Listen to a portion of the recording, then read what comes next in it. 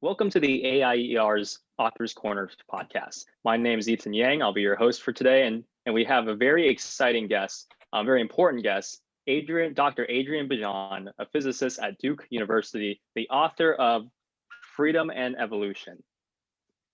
Most economists on our side of the aisle say that freedom is good because we believe in a sort of praxeology, a theory of human action. People in the legal community believe in something called the natural law. These are two explanations on why freedom in general is good for human society, but these are economic as well as legal philosophical ways to approach it. Dr. Bejan has no affiliation with either. He's an actual physicist, an award-winning physicist actually. In fact, he was actually credited with discovering an actual law of physics known as the constructal law, which we'll get in very soon. So it's very exciting to actually have a hard scientific way of looking at why individual liberty is good for human civilization.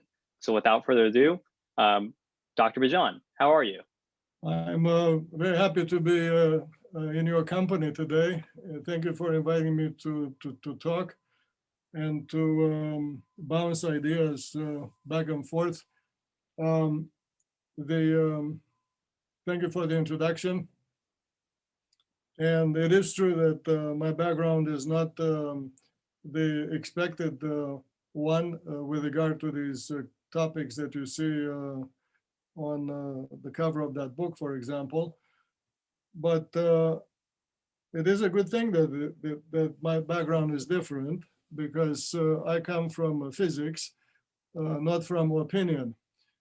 And physics is the very, very compact body of knowledge, very, very few laws that every known entity in nature obeys. In this case, even more simply, everything in nature is moving, flowing, changing into an unconstrained space. And acquiring form, configuration, evolution. All of this is physics, and our discussion is rooted in that.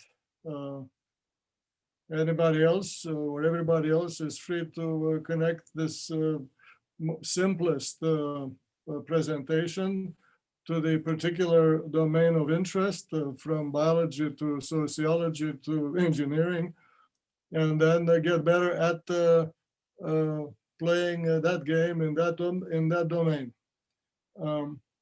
So that's my position.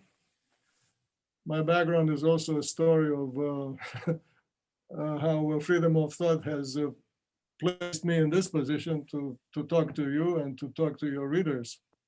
Great. And before we get started, I'd like to ask just a little bit of context for our listeners. So you're an accomplished professor of physics, you're not an economist or a political scientist, and you got in contact with me and AIER because you read an article about how capitalism outperforms communism. I'm pretty sure, why, like we already know why that's a thing.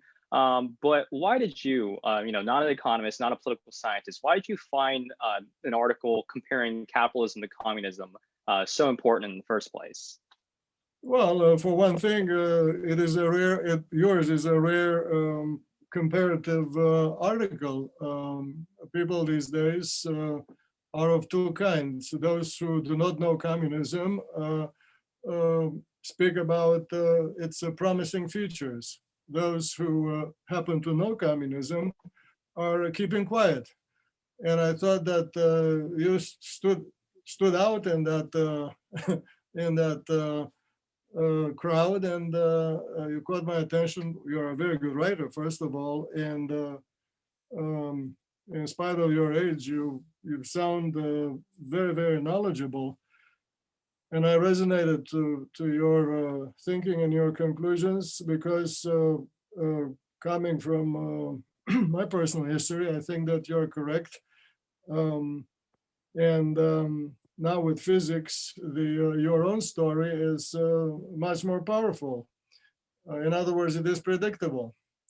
Everything that you wrote is physics, unavoidable. And that's the good news. This is why you and I are discussing physics of free movement today, is because it cannot be denied. It cannot be um, um, it cannot be opposed forever. It can be opposed temporarily, just like the tree log that blocks the little rivulet temporarily. But eventually, the entire continent with its floodwaters constantly purges the debris. So that's basically the long-term history of human movement on the globe. Obstacles, those could be dictators or laws that are not good enough, are changed either gradually or abruptly. So we'll get into these details later if you wish. Yeah, so to start off, you were credited with discovering a law of physics known as the constructal law, which is also the basis of your book, and is also you apply it to human civilization. The constructal law explains a lot of things about physics, and it also explains why freedom works for human civilization. So can you explain to the audience and people like me who don't really know much about physics beyond high school education, what the constructal law is and why is it important? Okay, well, these laws of physics, in fact, all of science comes from contemplating nature.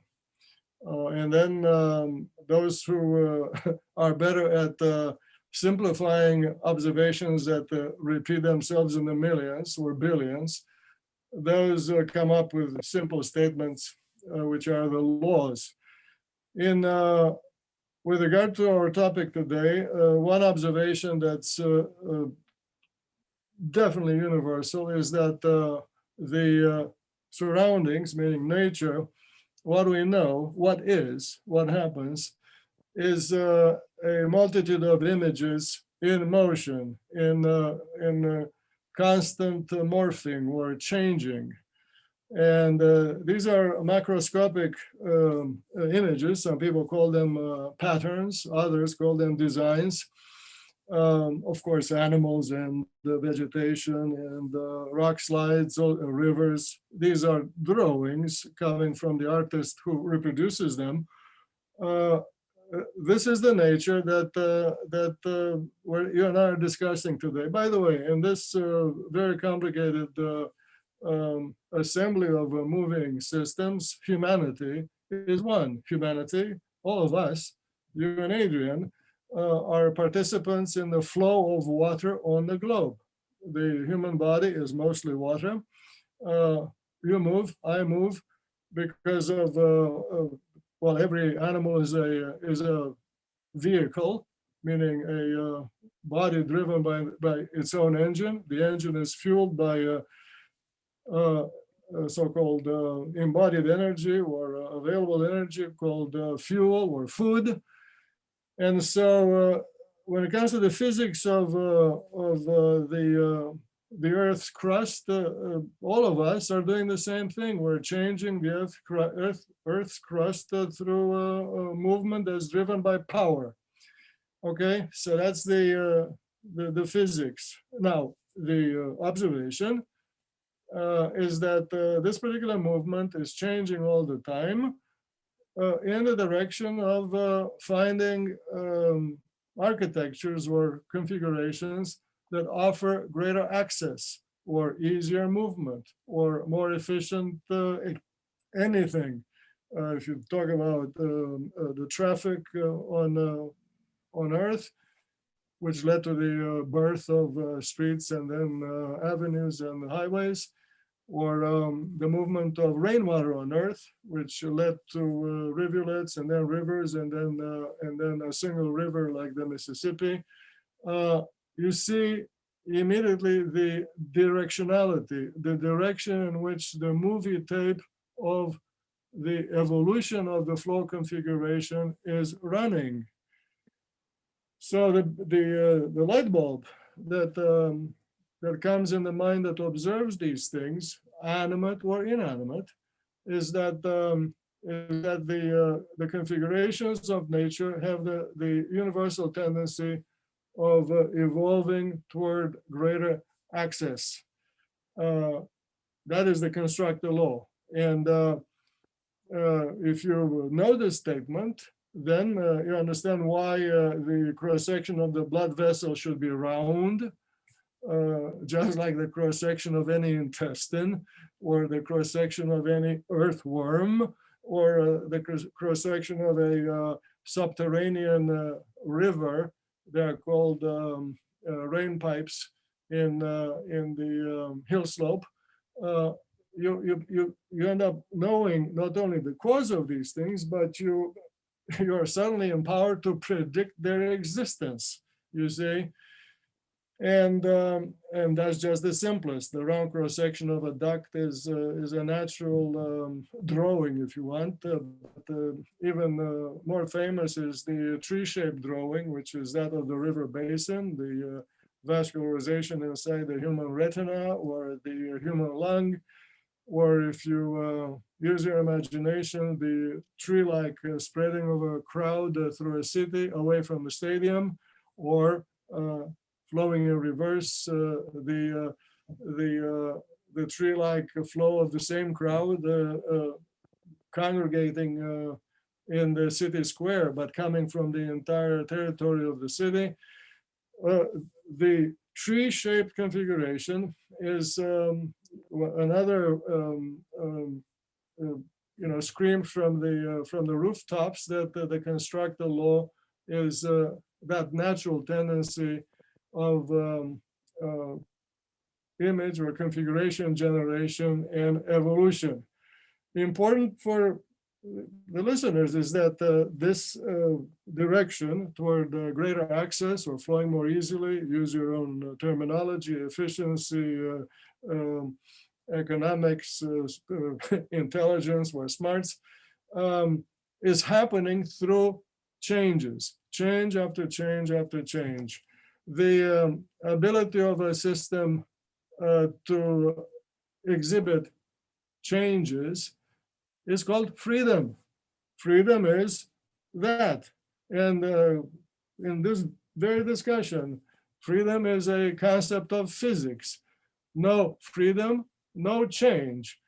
I'll give you a very simple example. Imagine that this is the piston of your engine, and the piston goes in and out because it has freedom. If that piston is locked in place with a pin, you don't have an engine, okay? Meaning you have nothing to talk about in this particular example. So in physics, in this simplest of all drawings of thermodynamics, freedom is part of the description. And in other words, we're not inventing a new language for an old subject. We're simply in this case, Adrian in that book, ringing the bell that words have meaning. But in this particular case, the word freedom is generally important to the people who use science, meaning all of us, because this feature, the ability to change, is everywhere. Everywhere, even under a totalitarian system, there, of course, there's movement, there's decision-making around every corner. And yes, sooner or later, there are more and more people who are, in fact, chomping at the bit to change a few things, okay? Including the big one, meaning the regime itself, because it is akin to the rotten tree log that had to block the rivulet for a while. That's the connection. In fact, now in retrospect, what I'm saying is pretty obvious, given recent history. But even before that, those of us who study the history of civilization You mentioned high school. That's the place to be acquainted with these things, or the history of science, for that matter. Know that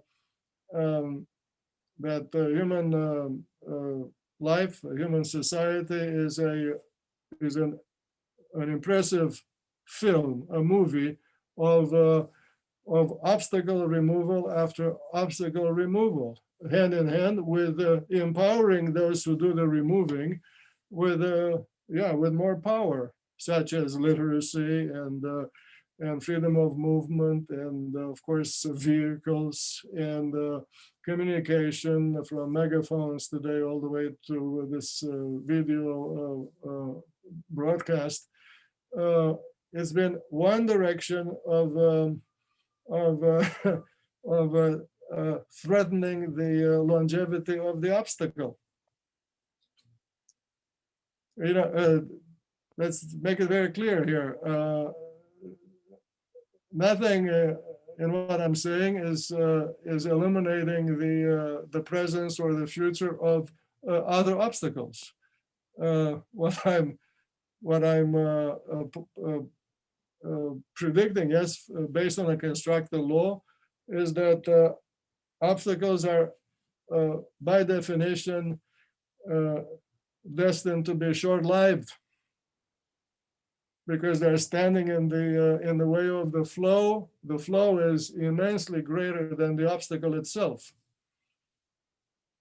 Again, I come back to the metaphor of the tree log across the river channel. The flow is the entire river basin. The entire river basin it starts coughing to get rid of that tiny obstacle. The tiny obstacle looks big in the face of those who are in its vicinity, but the whole is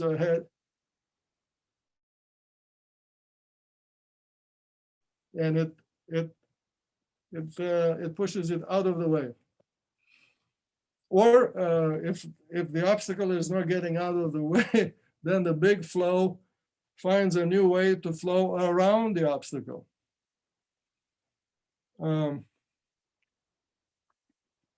These So are the, in your book, it's a pretty ambitious. Yeah. Oh, go ahead.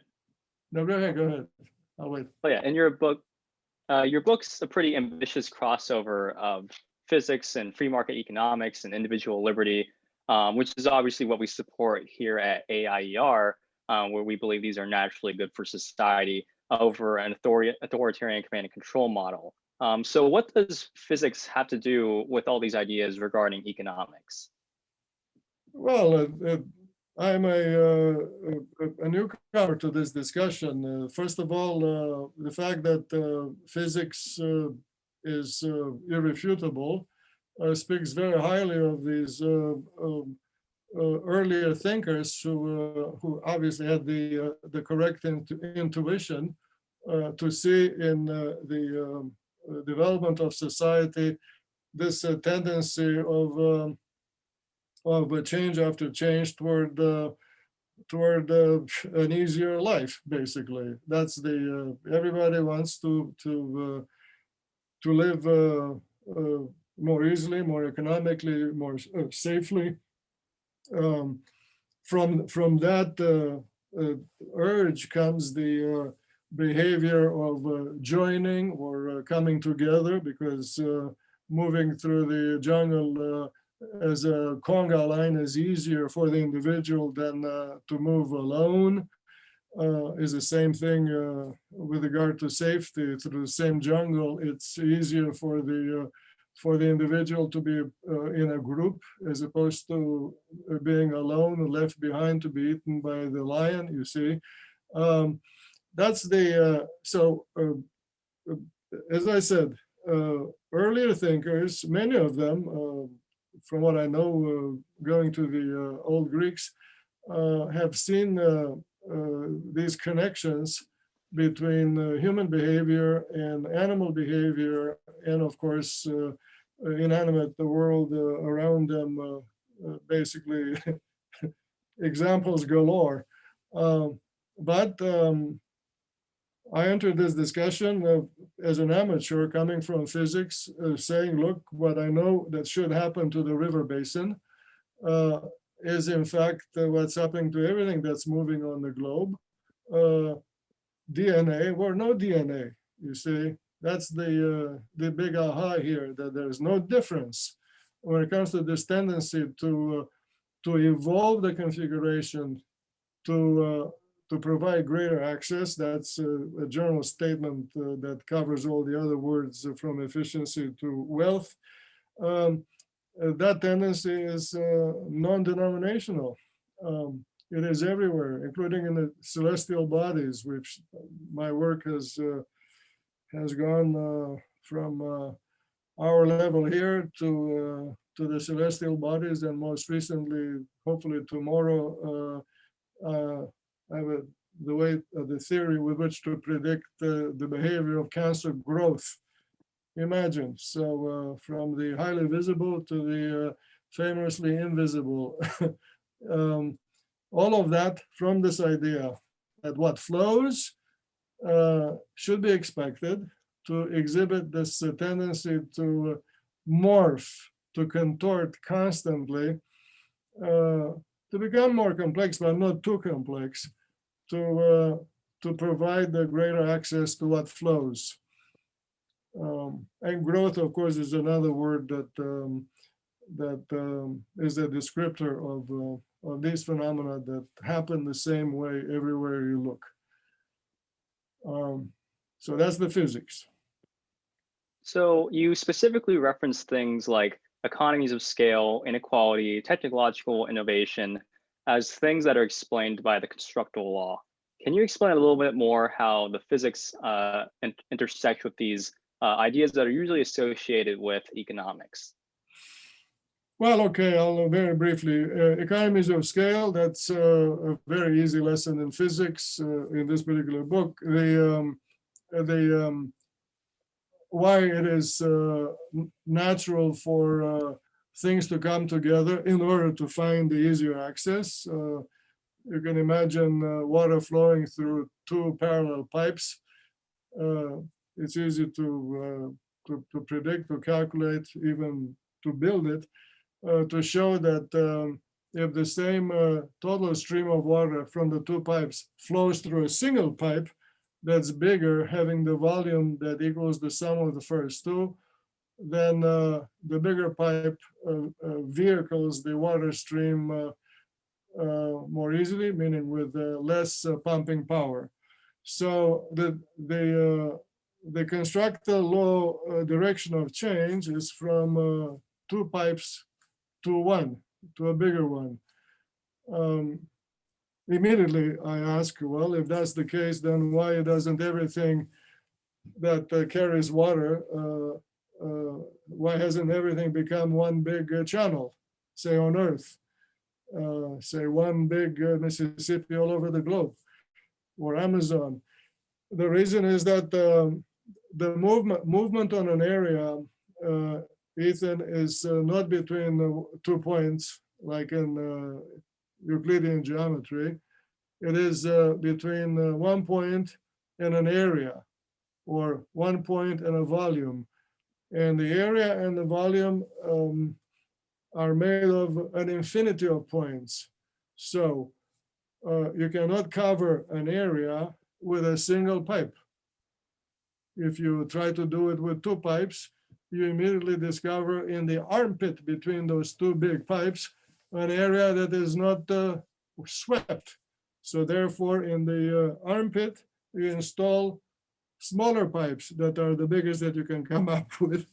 And between those two new but smaller armpits, you find areas that are calling for their own big pipes, which this time are even smaller. And that's how you, at least mentally, you discover, again, in your mind, the birth of the tree-shaped flow architecture.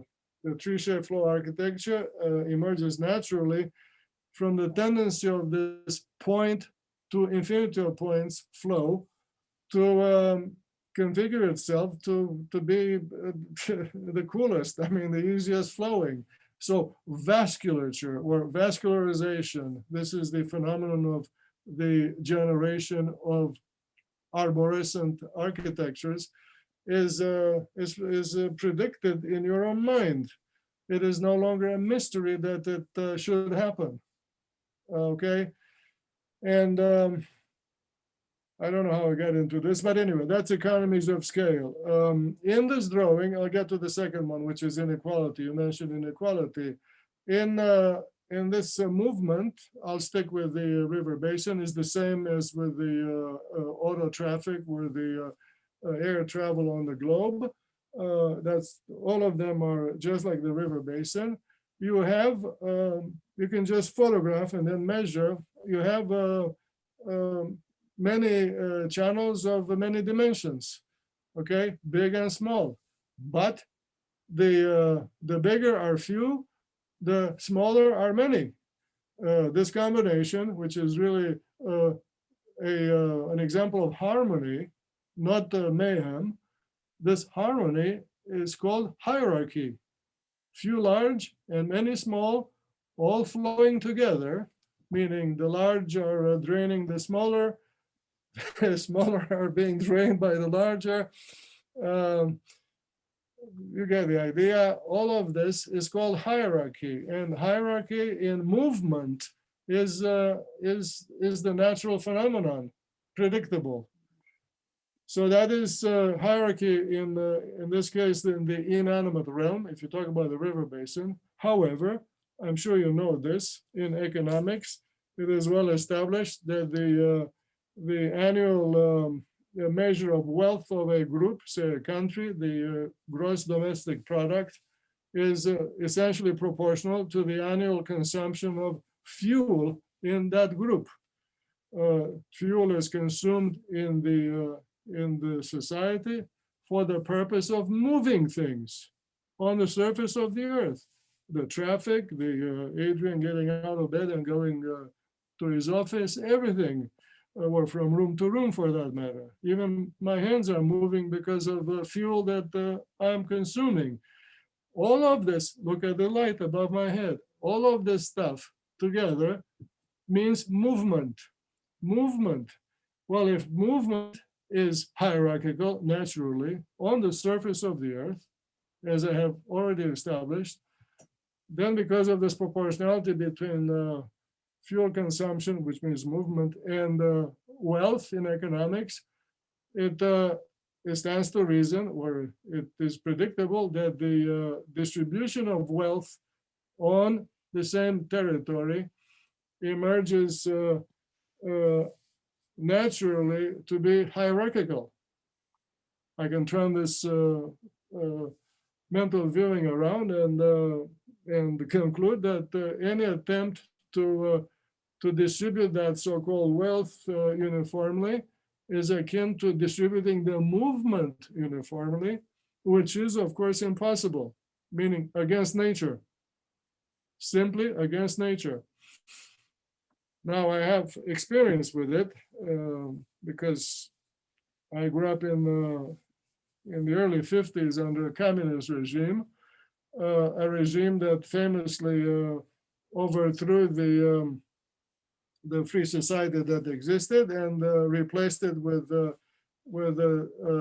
equality, quote unquote, overnight. And then over the second night, a new hierarchy was established. This time a communist hierarchy. You see this everywhere. In fact, the steepest, the most, let's say, needle-like pyramids that you find on the globe when it comes to hierarchy are in the still totalitarian states. But that phenomenon of hierarchy overnight is what I'm talking about here, is that the hierarchy is the natural phenomenon, not the proclaimed or promised equality. There is no such thing. Another thing that I saw you mention in your own article, anarchy, there's no such thing. Freedom, if available in small or large doses, goes hand in hand with hierarchy, not with anarchy, hierarchy. So that's the, let's say, immediate implication to societal or society organization that comes from the physics of evolution of anything that moves. So just one last question to wrap everything up. So in your book, you make it very clear that societies function best when they're free. Just like everything else, universe, human society has a way of working itself out to the most efficient and most harmonious ends possible, just like all matter as well. But you're not saying that we should abolish the government tomorrow. You're just saying that this is science, this is fact, and do with this as you will, right? Design a society with this information. So knowing that, what advice would you give to all the people listening who are interested in good government and economics and just designing the best policies possible? How do you think they should use this information? Well, the main lesson from physics is to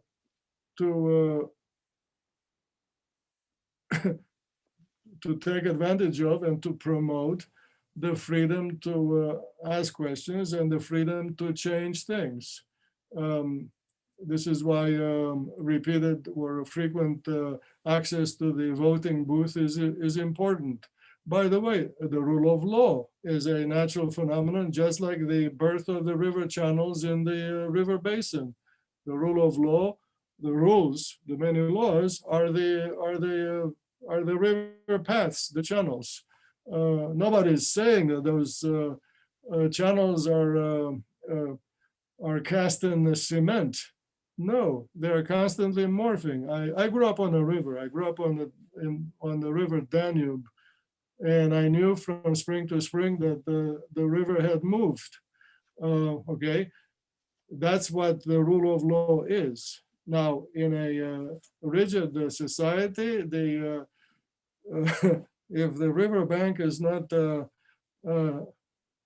free to be eroded by the flood, then the flood knows what to do with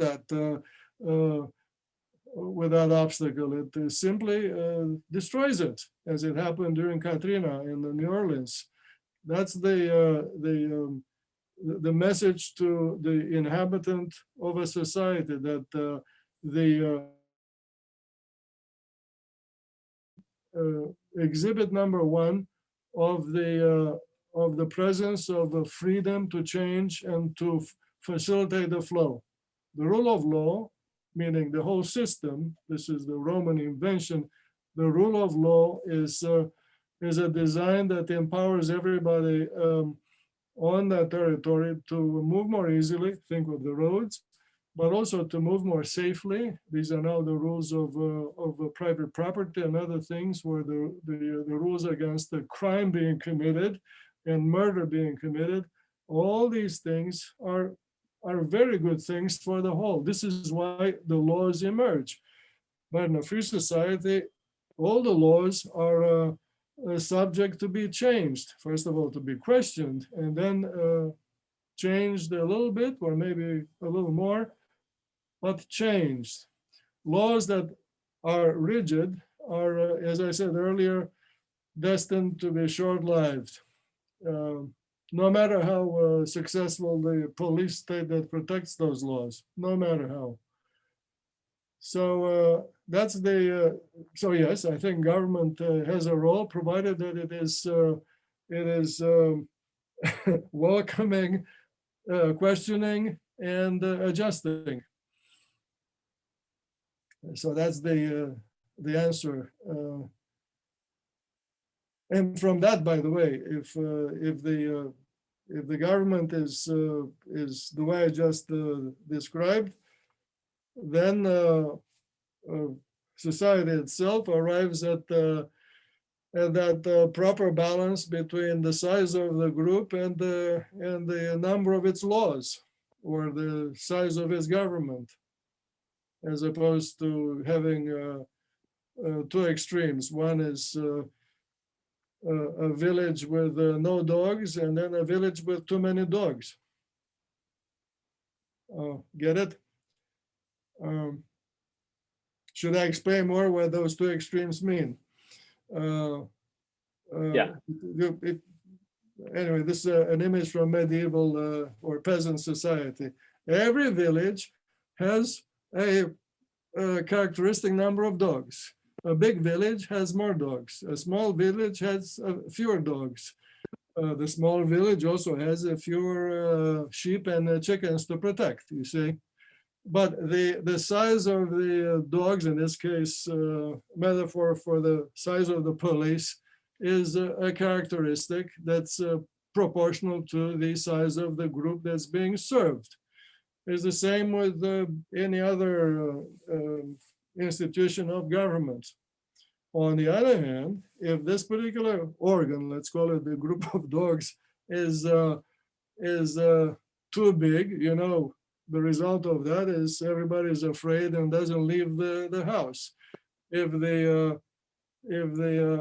the size of this group of protectors is too small, then the next day you find yourself invaded by the wolves or by the barbarians, you see, and the whole village dies.